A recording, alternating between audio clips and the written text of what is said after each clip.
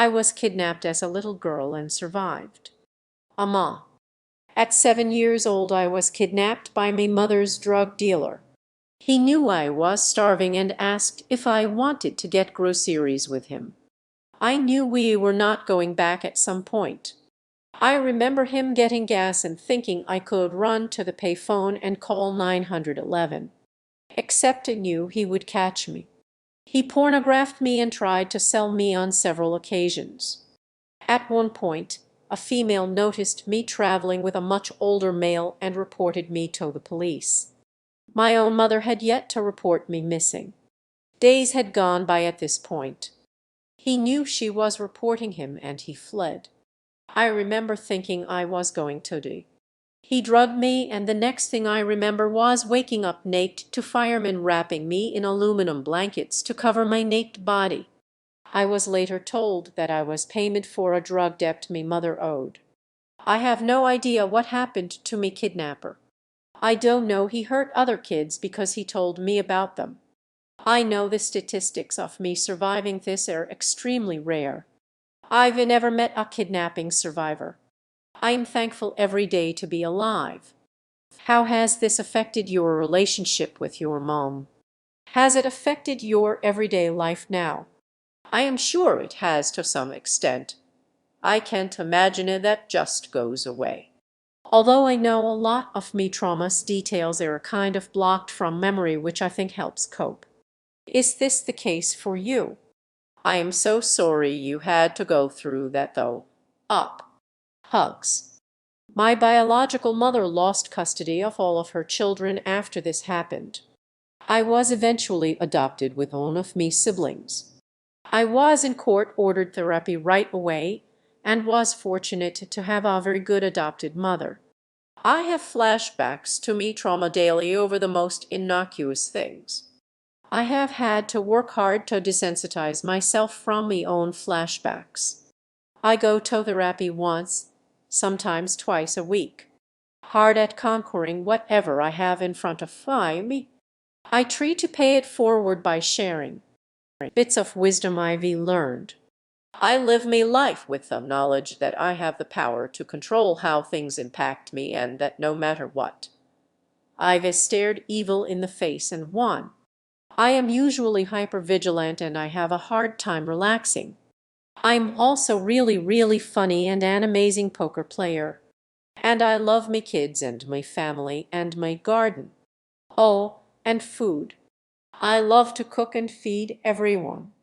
And children. I love all of the children. They call me the protector mom, the little things really. Are you worried you will see your kidnapper ever again? And how does this affect the way you parent your kiddos? Thanks for sharing your experience. I'm glad you survived. He's dead now, but when I was younger, I would see his face in any stranger that looked remotely like him. I definitely was afraid of that for a long time. Now we worry about me own children. You mentioned in another comment that you have kids. Will you tell us about them? What do you love most about your life now? Thank you for doing an AMA and sharing your experiences. My babies are my life. Kids are my passion. I pride myself on what a good, slightly paranoid mother I am. They humble me. No matter how much you want to be a great parent, you always make mistakes. I have two of my own and two bonus kids. They are ages 7, 8, 11, 15. I probably spoil my kids a little too much. They want for nothing and I cook them food excessively. They tell me often I smother them a little bit lol. Before I was kidnapped, I was abused and neglected. But even then I had a nurturing spirit. I would plant birdseed if found just to watch it grow. I love life.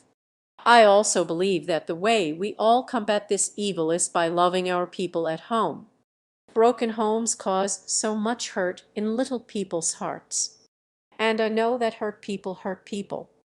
Do you have any contact with your biological mom? Also, reading the comments, I must say that I absolutely love your spirit. Thank you. I allow both biological parents to observe me social media. They have no contact with me children, and me children will never be in proximity of them. I have met with both as an adult multiple times with questions. Mostly, how the fuck could you do this?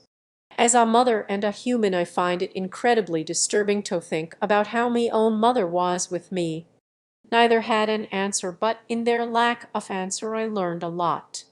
They were two people who had major deficiencies of their own, who came together to seek love and out of their own injuries recreated their abuse. They were both major drug addicts, and that has deteriorated their minds and in turn their character. They had no chance really. I have taken the time to forgive them both in person. I wish they would stop harming themselves and stop contributing to evil. I wish their pain would stop. And in them, I see many, many, many people in this world. Well, I don't have much to say other than, you should have a lovely and happy life and take me free reward. It is always me goal to live a well-lived life. It's how I take me power back. How long ago was this? I was 7 then and I am 33 now. 1995, I believe. I posted a newspaper article I have about it on me profile. This is the only official document I have. I would love to get the entire case record. I have no idea what happened to him or the conclusion of the case. Wall. I am proud of you after all you have gone through to build a life that you love. I don't know how to word this correctly. There is a lot of trauma in the foster system. I want to adopt, but I am terrified because I know people who have adopted and it ended up horrible for them due to the children they adopted having horrible trauma. What are your thoughts on this? Were you aware of how bad this was at the time? Yes and no. My instincts told me when he took me that I was very much in danger. He drugged me with Benadryl, and I remember knowing that was dangerous. My survival adaptation is friending and feigning. I just did what I was told and pretended it was safe for me. Inside I was terrified. I have distinct memories of knowing he would kill me. As far as the sexual abuse and the fear in general, no, I didn't think that was wrong. My life was so scary that this seemed like it just chose to open the wrong door. I didn't understand for a long time the whole picture of what had happened to me. It took a long time for me story to be something I felt as me story. Did you tell your children, or maybe only the 15-year-old, about it? Are you planning on doing it? I have very real conversations with me children about the presence of evil in the world. I tell them that people exist that want to hurt kids, so it is important to be aware for yourself and for other kids. I definitely have every single one of them that's tagged. Apple Air tags in their shoe soles. They think I'm kinda crazy, but I refuse to ever put me children in harm or not be able to find them. That is a fear. My oldest knows the most probably, but even that is vague. I usually make jokes about me early childhood and stealing me food. I have told them all how important they are to me and how much I wanted to be a mother. I try to mostly create relationships to gain their trust, and therefore continue to be an influential person in their life for as long as possible. But no, they really have no idea who I am. I hate it to ask, but I notice a line where your kidnapper had told you he done harm to other kids. Like was he just casually telling you about it while he driving around? I feel like it's a dumb questions 'cause predator will say just anything to install fear. And what kind of human tells a 7 years old? I admire your strength from reading the comments. I can't imagine the pain. I also have another questions, but it's more asking for advice or experience. I may have been molested between the age of 3 to 6 years old and woke up at 7 because it felt safe to do so from me understanding of the memories. I can remember memories really well before and After that time, but between those years, it's replaced with nightmares of the same demon with heavy insinuation that he doing something bad. I tried to press for clarity and remember the surrounding of who was around me, and it basically pointed close to family friend at the time, because of who he is as a person, and vaguely remember a rumor. My question is, did trauma try to block some of your memories? If it did, what was the step to unravel it? I feel like I need to know what happened, and I also get the feeling somebody knows about it and ain't telling, as me family has a history of not dealing with the problem or its outcome head on. This man had access to me prior to me abduction and was grooming me. Part of his grooming process was to normalize the sexualization of men. He really wanted my brother and I to perform for him together, and separately we were shown and told about another brother and sister that he had done this to. I remember seeing photos of them and being instructed to behave in that manner. Sorry to tell you that. I'm sure disturbing. With regards to your abuse, memory is linked to emotion. I would hypothesize that you disassociated from the experience, meaning your body could not escape, but your mind could. You likely learned to shut everything off and disconnect, and you may even find that you still do this to cope with overwhelming situations or to self-soothe. I could understand wanting to know who it was. A part of you knows something was robbed from you. Another part of you wants it back. I totally understand this. I have sought out knowledge to create a whole picture. Because knowledge is a form of regulation, meaning knowing things calms me down. I would leave you with this: the mind prevents us from knowing what we are not capable of processing.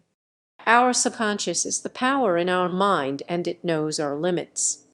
I have personally experienced memory recall with the assistance of magic mushrooms. I was able to go all the way back to before I could speak. We remember our emotions. They are stored inside of our bodies and we can recall them. We just have to be ready for the pain. Until we err, we will try to bandage it, numb it out. I am really sorry this happened to you, and it is very, very common. Sit with your imagery and finish it in a way that you are the victor. I had a recurring nightmare where I was frozen and unable to pull the trigger on a gun. Powerless once again. I was protecting me child in my dream, but every time I froze. I spent hours recalling that image and pulling the damn trigger. In me mind, I blew off so many bad guys' heads. Why? Because we believe what we tell ourselves. What is most important is that you can go inward and comfort that little person in you who was terrified. Give them the love you deserved then. You got this. Thanks for being brave and sharing. You playing 7-2 offsuit. Always. Actually, poker is a hobby for me. I read people like books, lol. I just wanted to say thank you for sharing your story, and I'm sorry this happened to you and that you re an amazing example of resilience. What did he get you to eat? Well, we did to go to the grocery store. The first stop was a Payless because I was not wearing shoes and he knew someone would notice that. We stayed in off-season cabins and broke into them. I ate a lot of canned things and I also just didn't eat. Not an uncommon thing for me. I was also kidnapped by my dad when I was in elementary school and the police did nothing about it because it was a civil issue. Brew, I'm happy to see you redoing well up. I'm glad you re alive and well and have amazing kid. This is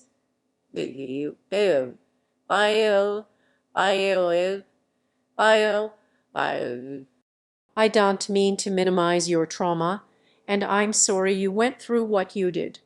But I'm curious as to how you feel about the current atmosphere of male caretakers being questioned and presumed in a negative light by default. To clarify, I come from a place where I hear about fathers having police called on them for taking care of their daughters, of men being pushed away from child care roles. As an uncle without children myself, it's always a fear for me when I take care of my nephews. I guess what I am asking is, what's the best way to step in on a situation like you had versus intruding on a male caretaker's right to simply care for children in your opinion and perspective? Like, there has to be a line between assuming every male caretaker is a predator and stepping up against child abuse. How would you draw that line with your unique experience? And again, I'm genuinely sorry for your trauma. I'm not trying to be callous or hurtful by my dialogue. It's just the most relevant thing that came to mind. I absolutely love this question, and I am very glad you brought it up. Essentially, what you are asking is how do we protect without being paranoid towards men? With essential, how do we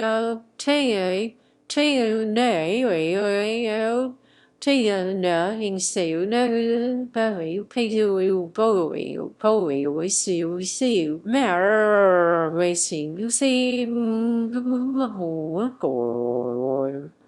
My answer would be long but also short.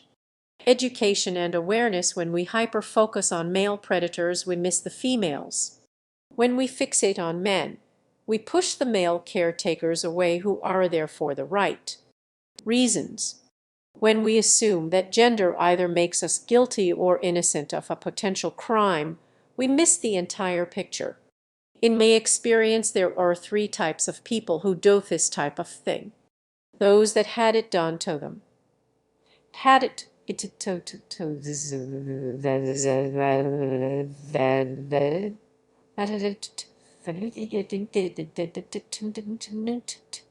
those that have a true sickness that attracts them to children, and then the last, which is the most heinous, those that understand the demand for this type of commodity, if you would, and without any desire of their own, they use this to profit or create power for themselves. The real psychopaths. I say all of this to say anyone could be a predator of children. What's more important is to not be afraid of being falsely accused and instead be aware of who could be hurting kids you love in your life. Teach them important signs of grooming. Teach them that adults who tell you to keep secrets are hurting you. Tell them the reality that exists and empower them to protect themselves. Listen to the little things in their life. By all means, have the best relationship you can with your nephews, because if something happens in their life, they will have you to turn to.